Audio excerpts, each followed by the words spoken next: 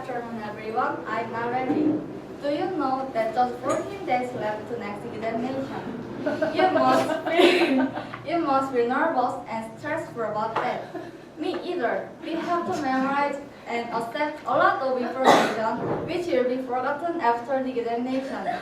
It's very ineffective. So today, my topic is examination should be replaced of other forms of assessment. I'm going to discuss into three parts: the current exams, the problems of the exams, and finally, the new forms of assessment. There will be time at the end of my presentation if anyone would like to ask questions. Then let's begin with the current exams. Look at this timetable. Almost exams are held in just one day or short day with lots of subjects. Moreover, they are almost multiple choice questions. We use OMR cards in the exams too. They are quite convenient to give marks or estimate students with their score. However, these exams have many problems too. So, we'll move on to the main problems of the exams.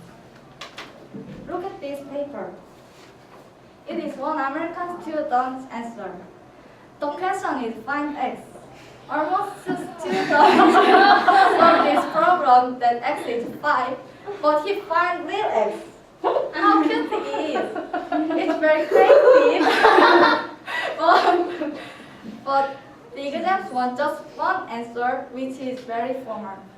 They obstruct students to think various ways in questions. Moreover, the multiple choice questions are big problems too.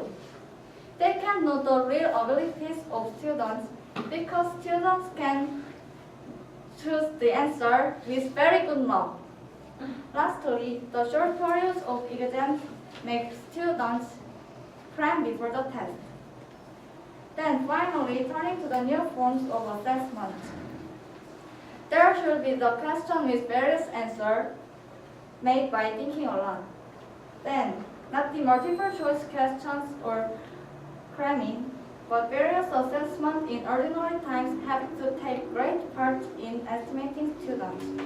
For example, pop quiz is surprise, investigating one's ideas, debating in class, or making one's production.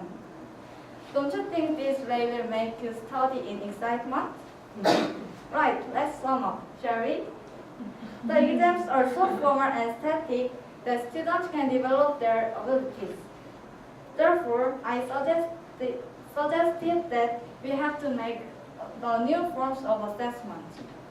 If we follow this way in examinations, our society will be able to make lots of creative talent. Thank you for all listening, and if you have any questions, please feel free to ask. Thank you.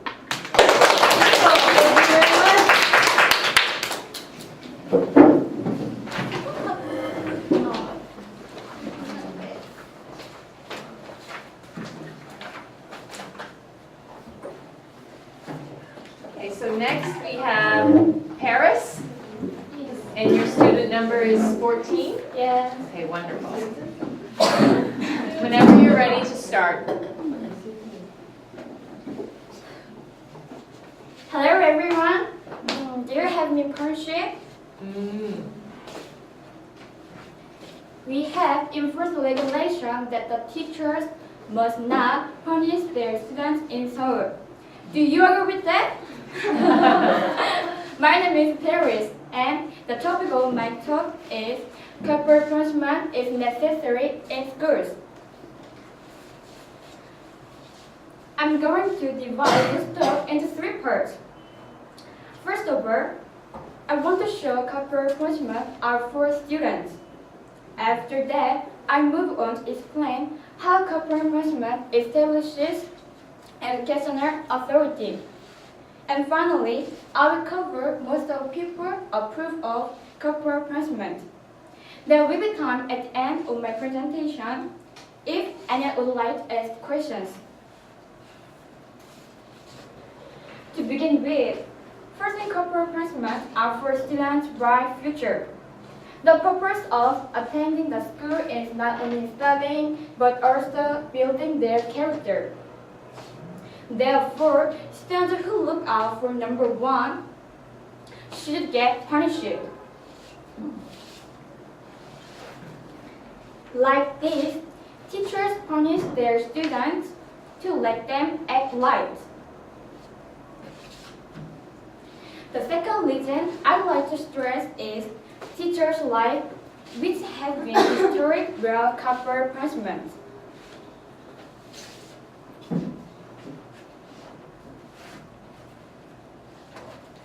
After prohibition on corporal punishment in schools, students' attitude of defiance was frequent. So, we should consider teachers' privileges as well as students' rights. The final point that I would like to make is that most of people think moderate government is fine. Also, in England, they adopted a policy that permit reasonable force in place of prohibition on corporal punishment. Now, to summarize, students who make a mistake may get punished. Corporal punishment are for students' bright future. After corporal punishment, students realize their faults, and then the students will not make the same mistake. And the teachers' privileges are as important as the life of students. Also, most of the people think moderate corporal punishment is fine. Thank you all for listening. And if one has any questions, please feel free to ask. Wonderful, thank you.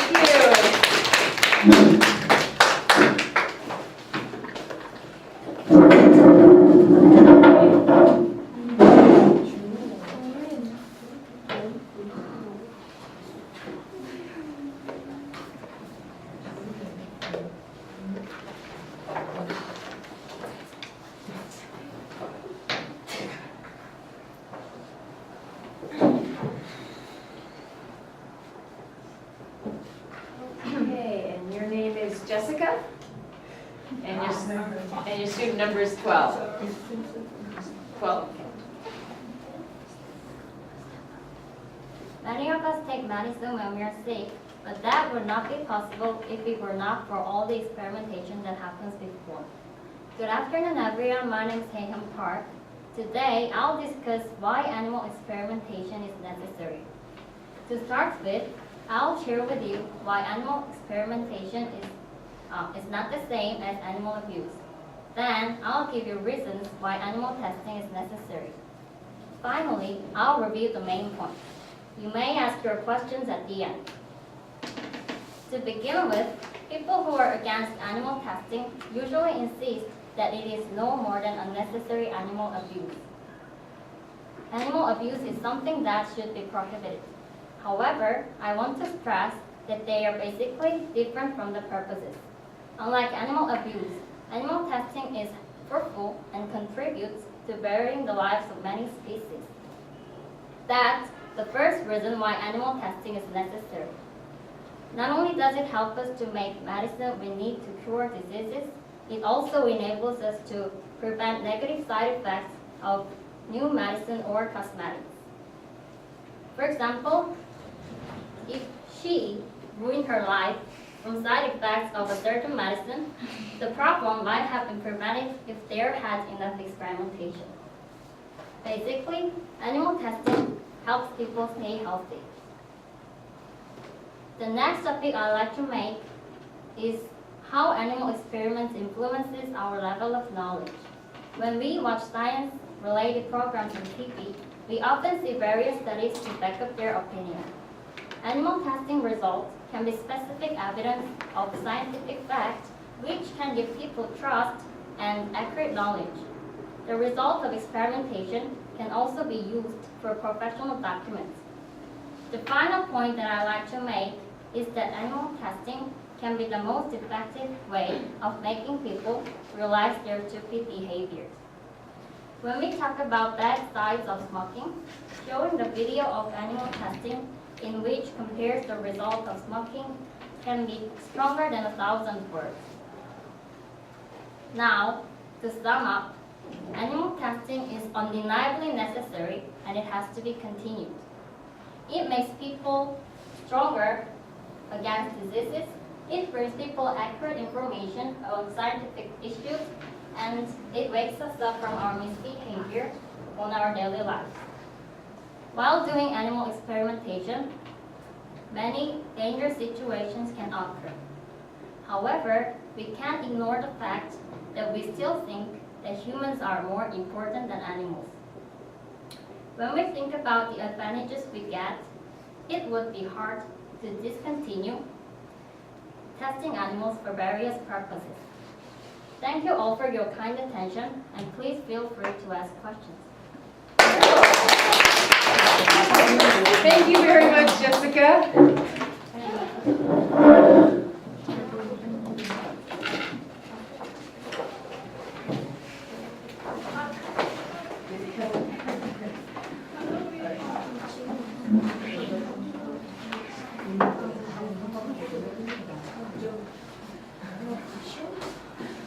I know we're all discussing in English. Yeah, I know you are. All right, and you are Helen, and your student number is 30? Wonderful. Are you hot? You'll be fine. You'll do wonderfully. Whenever you're ready, you can start. Woo! Wow!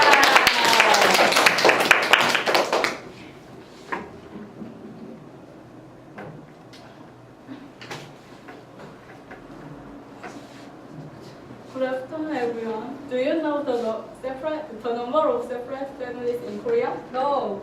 According to the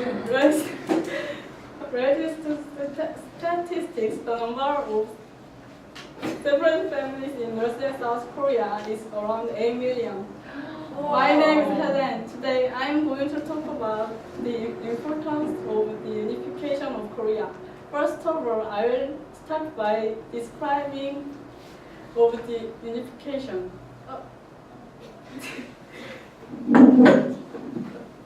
After that, I will look at the advantages of unification. And finally, I will talk about the cultural gap between North and South Korea. I will make sure that we have enough time for questions at the end. To start with, I will talk about the safety which will happen after unification. Korea is now the only divided country in the world. Although there were divided countries in the past, they have all now become unified or independent.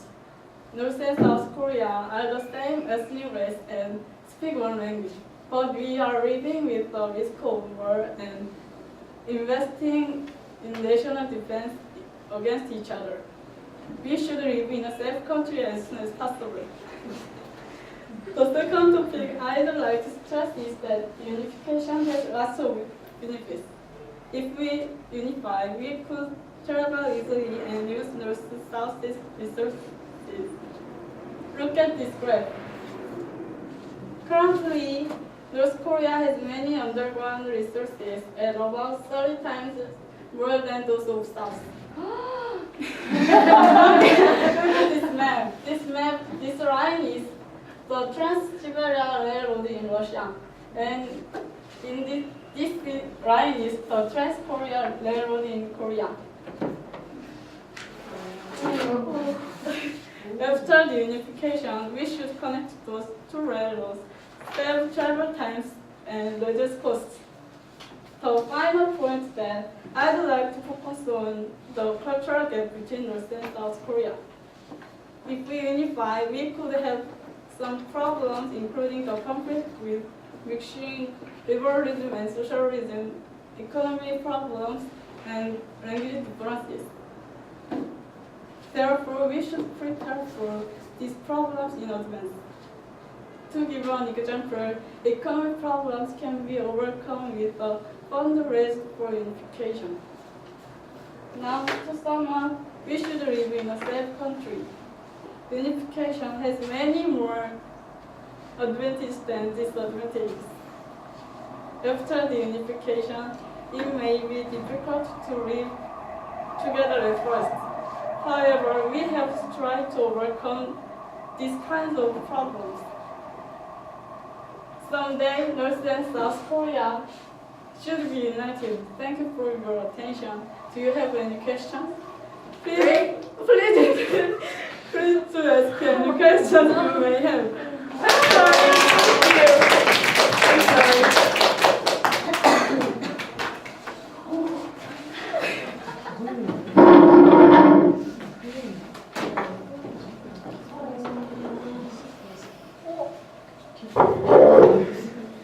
Oh, how cute.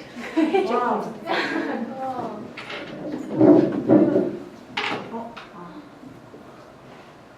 Hello everyone, I'm happy to speak in front of you today.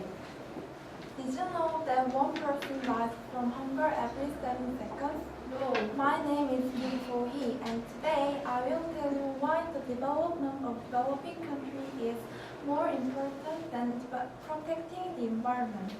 There are a lot of points I'd like to make. To start with, developing countries could be financially independent. They export their own high-quality technologies such as IT. And last, the world's opinion of them will be different. If you have any questions, please feel free to ask me after the speech. To start with, the development of developing countries is helps their economies. They could be financially independent, and it also helps to solve their serious social problems like hunger. Many organizations have helped them, but this is not the best way to solve their problems. The best way is to create their own solution for fundamental causes. The second reason I'd like to make is if they develop their countries, they could export their own high-quality technologies such as IT. Generally, those countries have abundant amount of natural resources. Unfortunately, they only export their resources at low prices. If they make their own technology to process them, they will make high profit. The last thing I want to say is important. It is that other countries will treat them more considerately. This means prejudice view of developing countries would be disappear. It would be disappear if the developing countries develop as much as more powerful nations. This shows the reason why the development is important. It helps not only the condition of economy but also human rights. Now we've looked at why the development of developing countries is more important than protecting the environment. To sum up, if they develop, they will be much more competitive in various ways. Then they will be able to solve their social problems and at the same time, international relations will also be very equal than ever. Unless the world's opinions of them will become more positive. If you have any questions, please feel free to ask me. Thank you for listening. Thank you very much.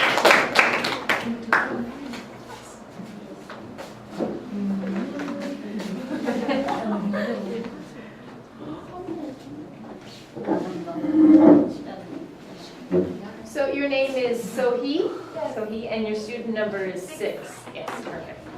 All right, now if we can have all of our 5 presenters go to the front, please.